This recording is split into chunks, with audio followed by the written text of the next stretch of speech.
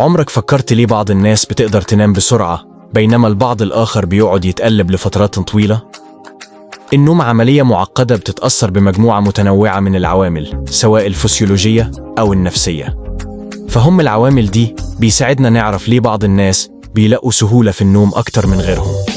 العامل الأساسي اللي بيأثر على سرعة نومنا هو الساعة البيولوجية الداخلية بتاعتنا اللي معروفة بالساعة البيولوجية اليومية.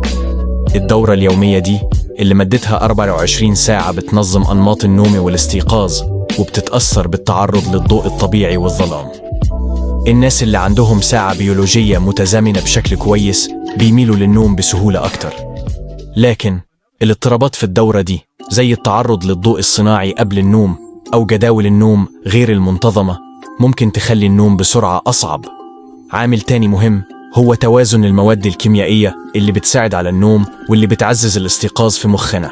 الأدينوسين مادة كيميائية بتتراكم في المخ طول اليوم بتعزز الشعور بالنعاس. على العكس هرمونات التوتر زي الكورتيزول ممكن تخلي الواحد صاحي. الناس اللي بيقدروا يديروا التوتر بشكل فعال وعندهم مستوى عالي من الأدينوسين وقت النوم بيكونوا أكتر قدرة على النوم بسرعة. من ناحية تانية الناس اللي بيعانوا من مستويات عالية من التوتر أو القلق ممكن يواجهوا صعوبة في النوم بسبب ارتفاع مستويات الكورتيزول. كمان الجينات ليها دور كبير في سرعة النوم. الأبحاث حددت جينات معينة بتأثر على أنماط النوم وبتستجيب أجسامنا لإشارات النوم والاستيقاظ.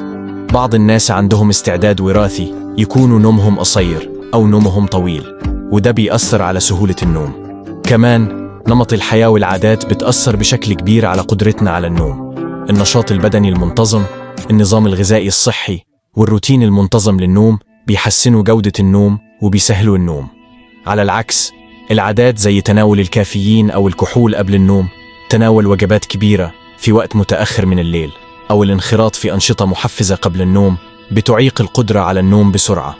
في النهاية سواء كنت بتنام بسرعة أو بتعاني من الأرق بيعتمد على مجموعة من العوامل بما في ذلك الساعة البيولوجية، مستويات التوتر، الجينات والعادات اليومية. بفهم العوامل دي وتحسينها ممكن تحسن فرصك في النوم بسرعة والاستمتاع بجودة نوم أفضل. عشان كده لو لقيت نفسك صاحي بالليل حاول تقييم وضبط بيئة النوم والعادات بتاعتك لدعم أنماط النوم الطبيعية بتاعتك.